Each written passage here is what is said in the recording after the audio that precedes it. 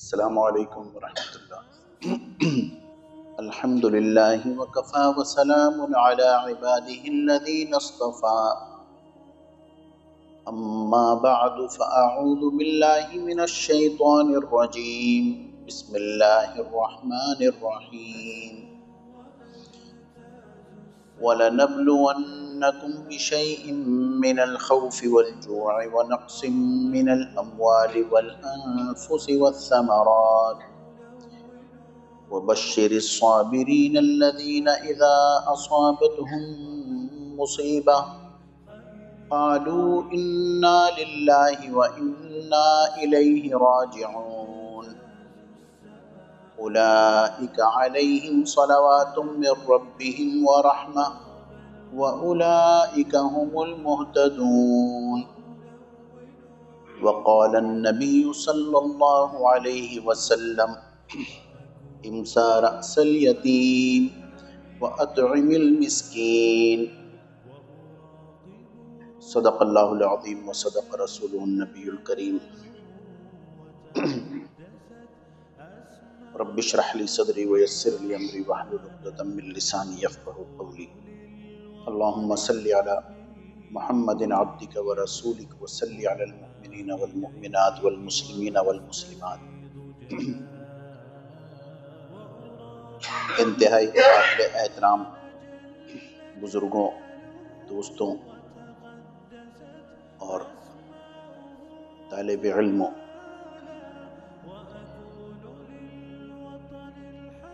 اللہ تعالی ہم سب پر رحم فرمائے۔ ابھی جو واقعہ آگ لگنے کا ایک شاپنگ پلازا میں ہوا، بہت تکلیف دہ یہ واقعہ ہے۔ ہمارے ملک کو نہ جانے کس کی نظر لگی کہ کہیں پر آگ سے لوگ دنیا سے جا رہے ہیں اور کہیں پر برف کی وجہ سے لوگ دنیا سے جا رہے ہیں، برف میں پھنس گئے اور انتقال کر گئے، آگ میں پھنس گئے اور انتقال کر گئے۔ اللہ ان سب کو شہیدوں کا درجہ عطا فرمائے اور ان کے جتنے لواحقین ہیں انہیں خوب خوب صبر عطا فرمائے۔ وَلَنَبْلُوَنَّكُمْ، تمہارا امتحان لیں گے۔ اللہ پاک فرماتے ہیں کہ ہم تمہارا امتحان لیں گے بِشَيْءٍ مِّنَ الْخَوْفِ وَالْجُوعِ، خوف سے، بھوک سے، پھلوں کی کمی سے، اور ثمرات کے ایک معنی مفسرین نے یہ بھی لکھے ہیں کہ جتنی رزق کی قسمیں ہیں ان سب کی تنگی سے اللہ تعالیٰ امتحان لیں گے۔ اللہ ہم سب کو امتحانات سے محفوظ رکھے۔ تو جو میرے بندے ہیں وہ یہ کہیں گے، وہ صبر کریں گے، اور یہ بات جب شروع کی اللہ نے تو یہ فرمایا یا ایھا الذین آمنوا استعینوا بالصبر والصلاۃ۔ استعانت یعنی مدد حاصل کرو، کس سے؟ صبر سے اور نماز سے۔ ایسے موقعوں پر تو سب سے پہلے صبر اللہ عطا فرما دیں، پھر نماز کے ذریعے مدد ہو، اور اس کے بعد پھر آپ ایسے لوگوں کو خوشخبری سنا دیجئے۔ اے نبی صلی اللہ علیہ وسلم، خوشخبری کیا سنائیں؟ وہ جو یہ کہتے ہیں ان لوگوں کو کہ انا للہ، للہ میں لام، للہ کے لیے لام جو ہے وہ تملیک کا ہے۔ تملیک اونرشپ، اونرشپ ملکیت، کہ سب کچھ اللہ کا ہے۔ بس اگر میرے دوستو یہ ہمارا ایمان اندر سے پختہ ہو جائے کہ سب اللہ کا ہے، ہم بھی اللہ کے ہیں، انا للہ و انا الیہ راجعون،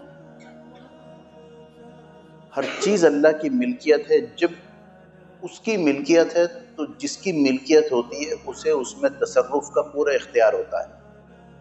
میری ملکیت ایک چیز ہے، میں نے آپ کو دے دی، اب مجھے اس کا اختیار ہے، میں چاہے جب واپس لے لوں، ملکیت میری ہے۔ اور دینے والا اگر پھر اچھا لینا تو ہے، اور دینے والا ہٹ دھرمی دکھائے کہ نہیں میں تو نہیں دیتا، دینی تو پڑے گی، تو بس ایسے میں کیا ہے کہ دل روتا ہے، آنکھ روتی ہے، لیکن اللہ کے اوپر ایمان پختہ ہو، کوئی بات نہیں یا اللہ آپ نے، اور پھر ایسوں کو اللہ تعالیٰ کیا ثمرہ دیں گے۔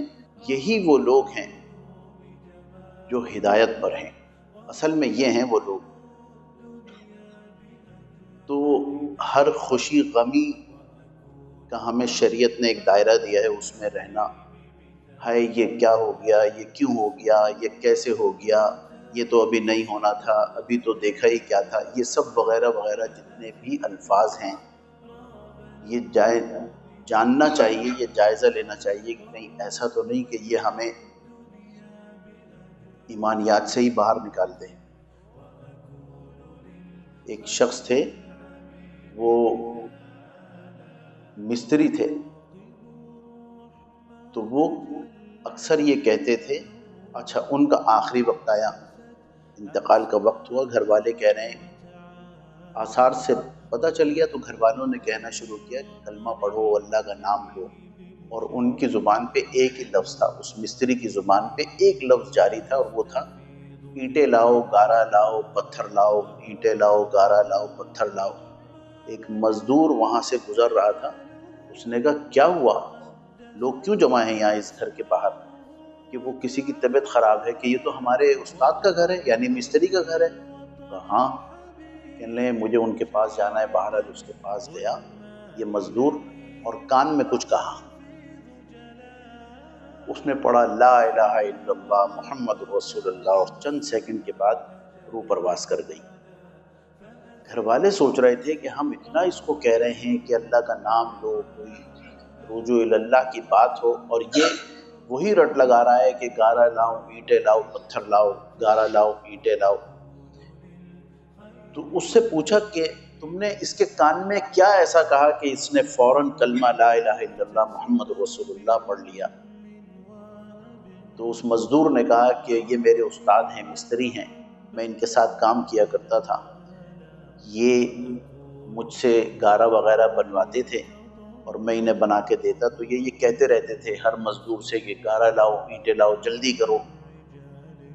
اور جب شام کو کام ختم ہوتا تھا، ہم سب ہاتھ جھاڑ لیتے تھے کہ اب کام ختم ہو گیا، تو سب آ کے کہتے کہ استاد جی کام ختم ہو گیا، تو پھر یہ کہتا لا الہ الا اللہ محمد رسول اللہ، اللہ تیرا شکر ہے آپ نے کام آج کا ختم کروا دیا، بس یہ اس کا معمول تھا۔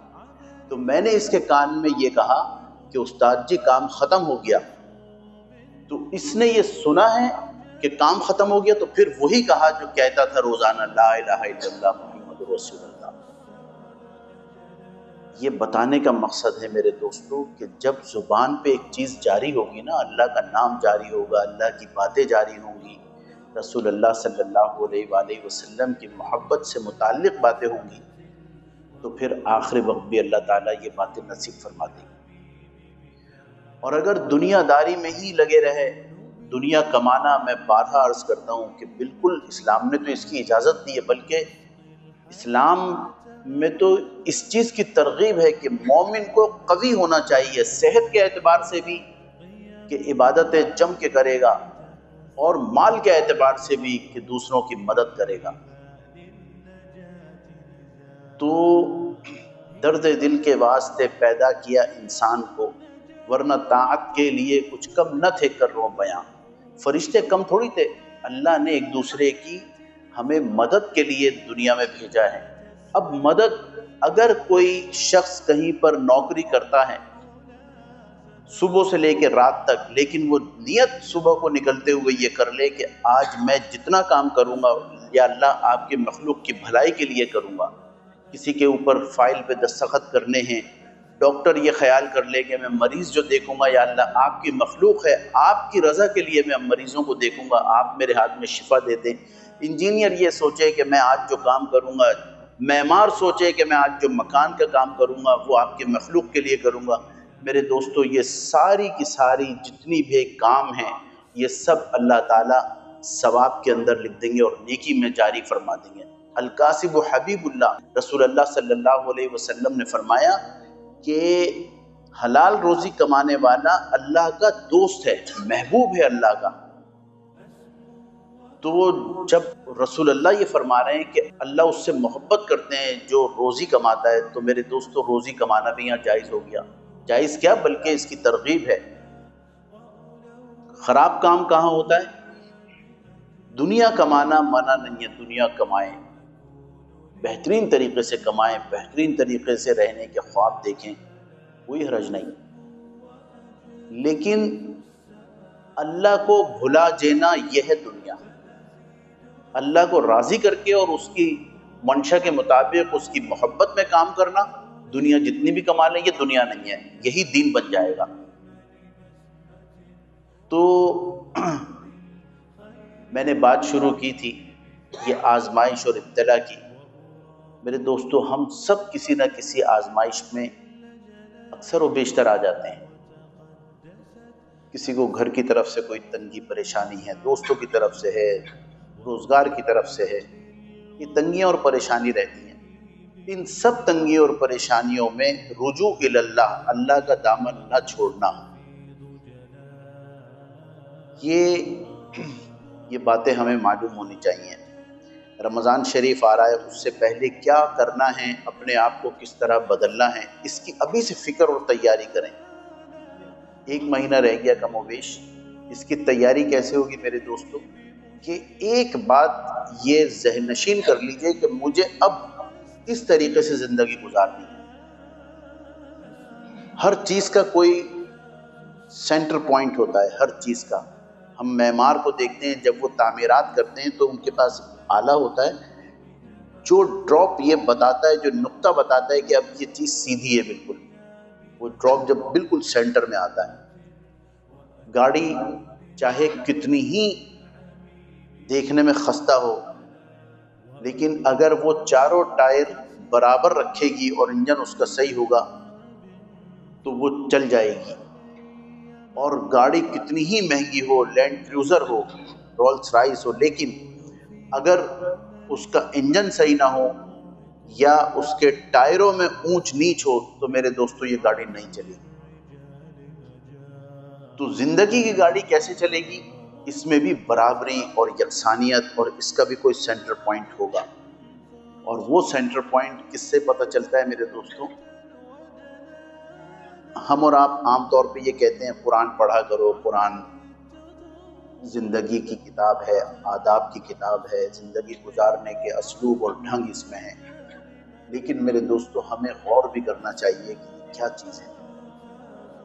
ایک بزرگ سے میں نے سنا کہ وہ قرآن حکیم پڑھ رہے تھے، تو ہم سورہ کہف پڑھتے ہیں جمعے کو، اس میں ایک لفظ ہے وَلْيَتَلَطَّفْ، وہ موٹا لکھا ہوا ہوتا ہے ذرا سا، اور کہیں کہیں بریکٹ میں لکھا ہوا ہوتا ہے کہ یہ درمیان ہے قرآن حکیم کا، اور یہ جو سینٹر ہے، یہ سینٹر پوائنٹ وَلْيَتَلَطَّفْ، یہ میرے دوستو اس کا مطلب ہے نرمی کی سپرلیٹیو ڈگری۔ یہاں کوئی اور لفظ بھی آ سکتا تھا، لیکن درمیان میں اللہ لے کے آئے کہ اگر نرمی ہوگی تو پھر کامیابی ہے، اور اگر اس کے علاوہ ہوگا تو وہ کامیابی نہیں ہے۔ پھر بظاہر چاہے کتنی بھی کامیابی ہو، تو اس میں پہلا کیا ہے اصول؟ پہلا اصول یہ کہ اپنے غصے کو قابو میں کرنا۔ یہ اللہ تعالیٰ اس سے حفاظت فرمائے۔ میں غلط بات برداشت نہیں کرتا۔ کون ایسا شخص ہے میرے دوستو جو غلط بات برداشت کرتا ہو؟ کوئی ایسا نہیں ہے۔ جس کی فطرت میں ذرا سی بھی سلامتی ہوگی وہ غلط بات برداشت نہیں کرے گا۔ لیکن اگر ہم غلط بات برداشت نہ کریں تو صبح سے لے کے رات تک ہم لڑتے رہیں۔ دوسروں کی نظر میں غلط نہیں ہوگا، میری نظر میں غلط ہوگا، تو ہم سب کے نظریات بھی الگ الگ ہیں۔ میں غلط بات برداشت نہیں کرتا، تو یہ لفظ ڈکشنری سے نکل جانا چاہیے کہ کوئی بات نہیں، میں برداشت کروں گا، جتنا بھی غلطی ہو برداشت کروں گا۔ اور اس برداشت کرنے میں پھر کیا ہوگا میرے دوستو؟ طبیعت میں نرمی ہوگی۔ وَالْكَاظِمِينَ الْغَيْظَ وَالْعَافِينَ عَنِ النَّاسِ وَاللَّهُ يُحِبُّ الْمُحْسِنِينَ۔ اللہ قرآن حکیم میں فرماتے ہیں کہ میرے اچھے بندے کیسے ہوتے ہیں؟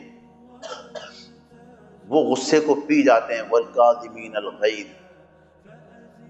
یہاں پر بدلہ لینے کی نہیں ہے، وَالْعَادِمِينَ الْغَيْظَ، غصے پر بدلہ لیتے ہیں، یہ لفظ نہیں ہے بلکہ پی جاتے ہیں، اور پھر غصہ بھی پی جاتے ہیں اور معاف کر دیتے ہیں، والعافین عن الناس۔ اور جو یہ کام کرتے ہیں کہ غصہ بھی پی گئے اور معاف بھی کر دیا، معاف کرنے کا کیا مطلب ہے کہ اب دوبارہ کبھی مواخذہ نہیں کریں گے اس پہ۔ آج آپ نے معاف کیا، اپنے جو بھی آپ کی ریت میں ہیں اپنے چھوٹے کو معاف کیا، اور 2 سال کے بعد جتا دیا کہ میں نے اس وقت بھی فلاں موقع پہ تو نے اتنی بڑی غلطی کی تھی، میں نے معاف نہیں کیا تھا کیا؟ تو جب معاف کر دیتے ہیں اس کا مطلب یہ ہے کہ سب کچھ ختم، غصے کو پی جاتے ہیں، معاف کر دیتے ہیں، اور پھر احسان بھی کرتے ہیں، نہ صرف معاف کرتے ہیں بلکہ احسان بھی کر دیتے ہیں، یعنی ان کے ساتھ کوئی بھلائی کا معاملہ بھی کر دیتے ہیں۔ آپ صلی اللہ علیہ وآلہ وسلم کو اللہ نے فرمایا محمد الرسول اللہ قرآن حکیم میں۔ یہ دعویٰ ہے میرے دوستو، اللہ دعویٰ کر سکتے ہیں، اللہ ہی کو سزاوار ہے دعویٰ۔ اللہ کہہ رہے ہیں کہ میرے رسول ہیں۔ اب خود اللہ تعالیٰ کو حالانکہ ضرورت نہیں ہے، اللہ اس کی دلیل فرما رہے ہیں، وَالَّذِينَ مَعَهُ أَشِدَّاءُ عَلَى الْكُفَّارِ۔ یہ اللہ تعالیٰ دعوے کے بعد بتا رہے ہیں کہ اگر اس دعوے کو سچا تم دیکھنا چاہتے ہو تو ان کے رفیق جو ان کے ساتھی ہیں، جو ان کے صحابہ ہیں، انہیں دیکھ لو کہ یہ دشمنوں میں تو بہت سخت ہے دشمن کے بارے میں، لیکن آپس میں یہ بہت رحیم ہیں، بہت رحم دل ہیں، ایک دوسرے کا خیال رکھنے والے ہیں۔ یہ وہ جماعت ہے صحابہ میرے دوستوں جو انبیاء کے بعد سب سے زیادہ اس کائنات میں حسین ترین جماعت ہے، اب قیامت تک ایسی جماعت نہیں آئے گی۔ اور تمام انبیاء کو جو اصحاب ملے، ان کے جو رفیق ملے، ان کے جو دوست اور ساتھی ملے، ان کے جو حواری ملے، ان سب سے بڑھ کر یہ صحابہ ہیں۔ صحابہ کی بھی کیٹیگریز ہیں، جو بالکل شروع میں مسلمان ہوئے ان کا درجہ کچھ اور ہے، جو بدر کے موقع پہ جو بدر میں لڑے ان کا درجہ کچھ اور ہے، جو فتح مکہ سے پہلے ہوئے ان کا درجہ کچھ اور ہے، اور جو فتح مکہ کے بعد ہوئے ان کا درجہ کچھ اور ہے۔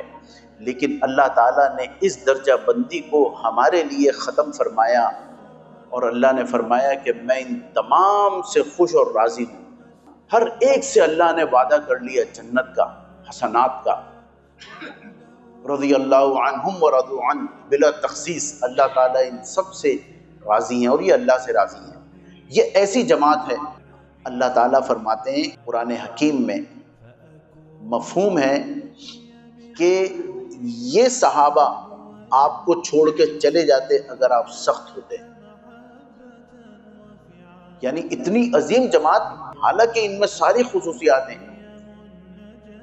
آپ اگر سخت روح ہوتے، آپ سخت نہیں ہیں، آپ نرم ہیں۔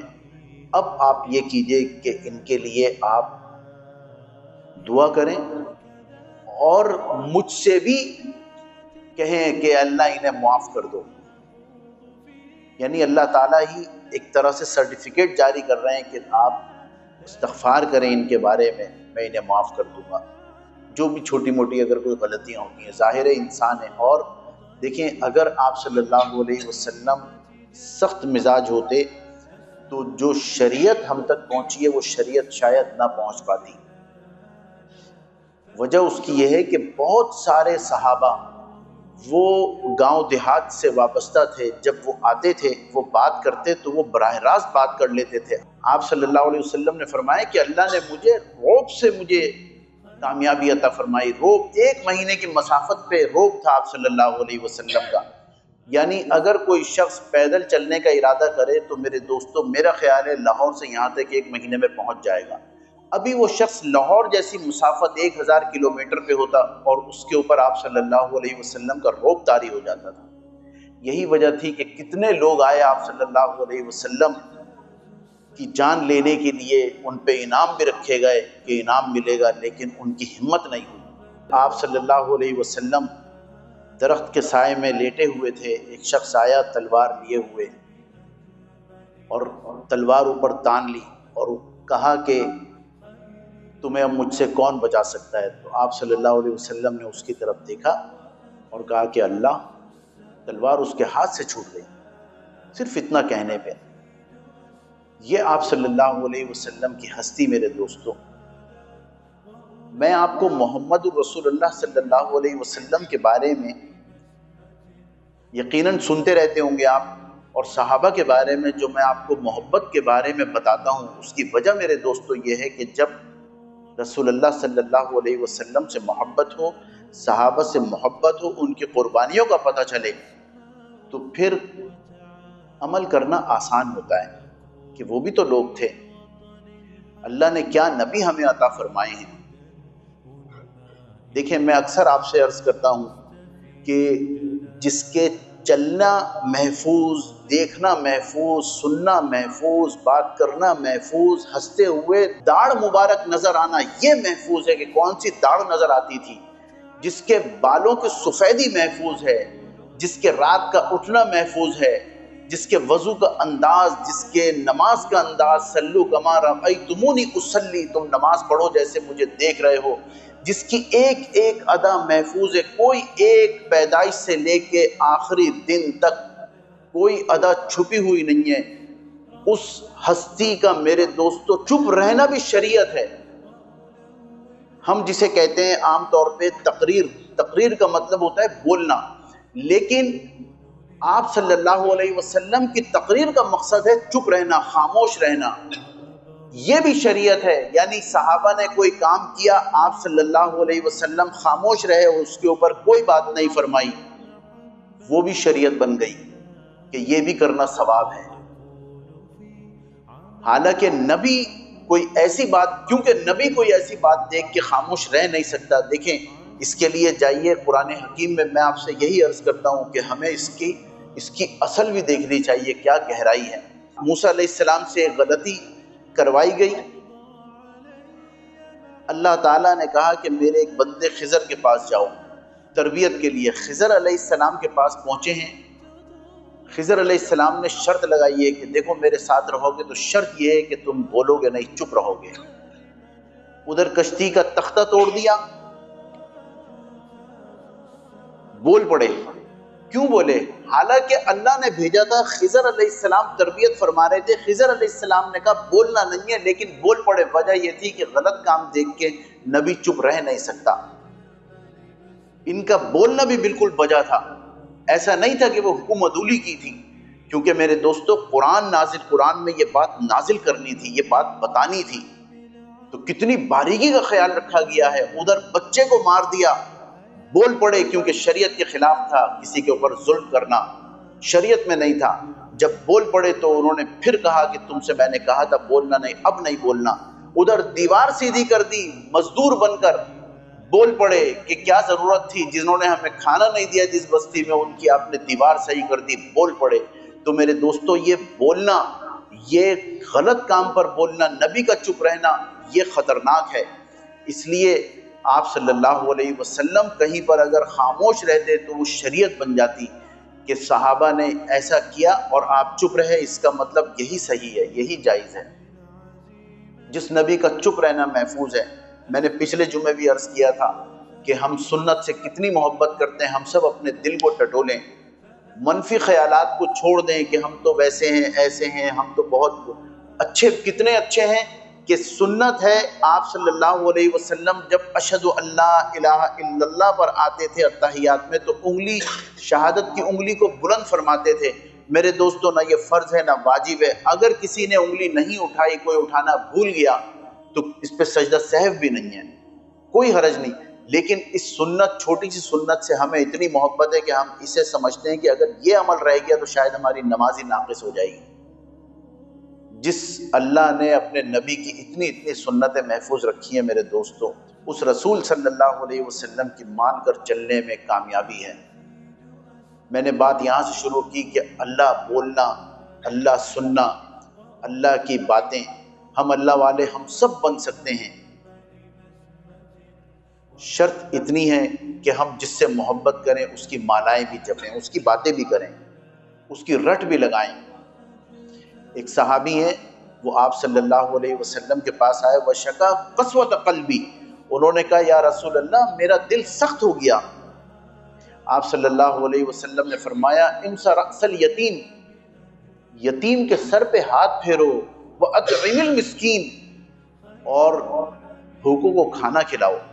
آپ صلی اللہ علیہ وسلم نے فرمایا اب تمہارے دل کی کیا کیفیت ہے؟ تو وہ کہنے لگے یا رسول اللہ اب دل نرم ہو گیا، اب کسی ایسی بات پر جس پہ آنکھ نم ہونی چاہیے آنکھ نم بھی ہوتی ہے، اب دل نرم ہو گیا۔ یہ ہے ایک دوسرے کے ساتھ رواداری، خیال رکھنا۔ بھوکے کو کھانا جب کھلائیں گے جب دل نرم ہوگا، جب دل میں یہ خیال آئے گا کہ اگر اس کی جگہ میں ہوتا اور مجھ سے یہ غلطی ہوتی تو کیا ہوتا۔ تو اپنے آپ کو میرے دوستو نرم مزاج بنانا، جھکا دینا۔ ہم نے یہ کہاوت سنتے ہیں ہم اکثر کہ جس شاخ کے اوپر پھل لگتا ہے وہ جھکی ہوئی ہوتی ہے، یہ میرے دوستو ہمیں اپنانا بھی تو چاہیے۔ اور اپنانے کا کیا معیار ہے؟ آج آپ کے ساتھ باہر کوئی ایسا معاملہ کرے جس پہ آپ کو غصہ آئے، اس وقت آپ غصہ پی لیجئے، پتہ چل جائے گا کہ کتنے پانی میں ہیں۔ اپنی بات نہیں کرنی چاہیے، لیکن میں صرف تحدیث نعمت کے طور پہ اس بات کا ذکر کر رہا ہوں۔ ایک جگہ بیان ہوا، اخلاق کے اوپر بیان کیا، موضوع تھا کسی غالباً انسٹیٹیوٹ کی بات ہے۔ موضوع جو دیا گیا تھا وہ یہ تھا کہ آپ صلی اللہ علیہ وسلم بحیثیت معلم اور آپ اخلاق کا پیکر، یہ پورا اس کا موضوع تھا۔ جس عنوان کا میں نے انتخاب کیا وہ تھا انما بعثت لاتمم مکارم الاخلاق، اور پھر اس کی 3 شقیں تھیں، وتصل من قطعک وتعطی من حرمک وتعفو من ظلمک، کہ جو چھینے اس کو دو، جو ظلم کرے اسے معاف کرو، وغیرہ وغیرہ۔ اس طرح کی کچھ باتیں تھیں، وہ وہاں کی اخلاق کے اوپر بات کی۔ جب باہر نکلا کہیں جا رہا تھا، راستے میں پھل فروٹ کی ایک دکان تھی، میں وہاں رکا، میں نے کسی پھل کا قیمت معلوم کی، انہوں نے بتایا کہ اتنی ہے، عام طور پہ اتنی قیمت نہیں ہوتی۔ تو میں نے کہا یہ تو بہت مہنگی دے رہے ہو آپ۔ تو اس نے مجھ سے کہا کہ جاؤ جاؤ آگے جاؤ، پتہ نہیں کہاں سے، جس طرح سے بات کرتے ہیں جو انداز ہوتا ہے کہ پتہ نہیں کہاں سے آ جاتے ہیں، لینا وینا ہوتا نہیں ہے، پیسہ ہوتا نہیں ہے۔ تو اب بتائیں اگر کوئی سامنے منہ پہ اس طرح بات کرے تو کتنا خون اندر سے کھولتا ہے۔ تو مجھے بھی غصہ بہت آیا اس کے اوپر۔ پھر میں جواب دینے والا تھا کہ اللہ تعالیٰ نے میرے دل میں ایک بات ڈالی کہ ابھی تو اتنی باتیں کر کے آیا ہے اخلاق کے اوپر، نرمی کے اوپر، ابھی تو اتنا بول کے، تو صرف بولنے کے لیے ہے یہ ساری چیزیں، عمل کے لیے نہیں ہے۔ بس میں وہاں رکا، میں نے ان کو ہنس کے دیکھا اور میں نے کہا اتنا یہ دے دو، اتنا یہ دے دو۔ تو مجھ سے کہنے لگا کہ ابھی تو تم یہ کہہ رہے تھے۔ میں نے کہا ہاں یار بس اب دے دو یہ۔ کہنے لگا اب بھاؤ نہیں کرو گے؟ میں نے کہا نہیں کوئی بھاؤ نہیں۔ کہنے لگا کیا وجہ؟ اس نے بھی پوچھ لیا ایسے ہی۔ تو میں نے کہا یار میں ایک مسجد میں امامت کرتا ہوں، یہاں مجھے کہیں بلایا تھا، میں وہاں گیا، میں نے دین کی بات کی، اخلاق کی بات کی، تم نے اس طرح بات کی، تو اندر سے مجھے ایک ہوتا ہے، ہر ایک کے اندر ایک انسان ہوتا ہے، کاش ہم اس کو وہ ضمیر ہمیں جھنجھوڑ دے۔ تو میں نے اس کو وہ بات بتائی کہ ابھی میں اخلاق کی بات کر رہا ہوں، میں یہاں تم سے بحث کرتا، تو وہ بس مجھے یہ خیال آ گیا۔ اس نے مجھے گلے لگایا ہے اور اس کے بعد اس کی آنکھیں نم تھیں، کہنے لگا اللہ کی قسم مجھے پتہ چلا ہے کہ اخلاق کیا ہے، تو اب میں آپ سے جو آپ پیسہ دینا چاہو دو۔ میں نے کہا نہیں، اب تم جو دو لوگے، جو کہو گے وہ میں دوں گا۔ تو دیکھیں ذرا سی بات، میرے کون سا اس میں کمال تھا، میں نے تو آپ صلی اللہ علیہ وسلم کی بات کو اپلائی کیا ہے صرف، تو ایک دوسرے کے دل پہ اتنا اثر ہوا۔ اور اب میرا گمان یہ ہے کہ وہ ہر ایک کے ساتھ اچھا معاملہ بھی کرتا ہوگا اور کبھی نہ کبھی یاد آ جاتا ہوگا تو وہ میرے لیے دعا بھی کرتا ہوگا۔ میرا گمان ہے یہ، اللہ کرے ایسا ہی ہو۔ تو میرے دوستو بس اس کو ہم اپنائیں۔ رمضان سے پہلے یہ ہیں اصل تیاریاں، یہ تو ہر دن کی تیاری ہے، اس لیے کہ رمضان تک کا انتظار کون کرے اور کس کو پتہ ہے کون رمضان دیکھے گا۔ تو آج سے یہ ٹھان لیں کہ ہم میرے دوستو اپنے مزاج میں نرمی لے کے آئیں گے، اپنے اخلاق کو بہتر کریں گے، گھر کا ماحول 90% صحیح ہو جائے گا اگر آج سے یہ دیکھ لیا، گھر میں گئے مسکراتے ہوئے داخل ہوئے۔ میں نے پہلے بھی یہ ایک بات عرض کی تھی، آپ صلی اللہ علیہ وسلم تشریف لا رہے تھے، اتنا آپ کے اوپر ذہن کے اوپر بوجھ ہوتا تھا کہ ادھر دشمن ہے، کوئی ہنس کھیل کے یا چائے پی کے تو نہیں آتے تھے، دشمنوں کا اور پھر آگے آنے والے وقت میں جنگوں کا اور ایک پوری امت کی، ایک پوری انسانیت کی اصلاح کا بوجھ آپ کے سینے پہ ہوتا تھا. آپ گھر میں تشریف لائے، حضرت خدیجہ رضی اللہ تعالی عنہا نے آپ کو دیکھ کے کہا کہ آج آپ نہ مسکرائے ہیں اور نہ آپ نے زور سے سلام کیا ہے. آپ صلی اللہ علیہ وسلم نے حضرت خدیجہ کو دیکھا اور پھر الٹے پاؤں واپس گئے ہیں اور کہا خدیجہ دروازہ بند کر لو. آپ سمجھی کہ شاید کوئی کام بھول گئے ہیں، آپ نے دروازہ بند کیا. حضرت نبی کریم صلی اللہ علیہ وسلم نے پھر دروازہ کھٹکھٹایا ہے. آپ نے کہا من، کہا انا محمد. اس کے بعد آپ نے دروازہ کھولا کہ آپ آ گئے. آپ مسکرا رہے تھے اور آپ زور سے سلام کر رہے تھے کیونکہ بھول گئے تھے، اس لیے یہ دہرایا. میرے دوستو، ہم ذرا سا جائزہ لیں. اگر آج کوئی ہمیں گھر میں یہ کہہ دے کہ کیا بات ہے ہنستے ہوئے نہیں آئے، تو ہم کہیں گے تم پاگل ہو کیا؟ میں ہر وقت ہنستا ہوا آؤں گا؟ میں باہر دیکھا ہے کتنی مصیبتیں ہوتی ہیں، کیسے یہ ساری بات ہوگی. لیکن میرے دوستو، جس نبی کی ہم باتیں کر رہے ہیں اس کے اخلاق یہ تھے. وآخر دعوانا الحمدللہ رب العالمین.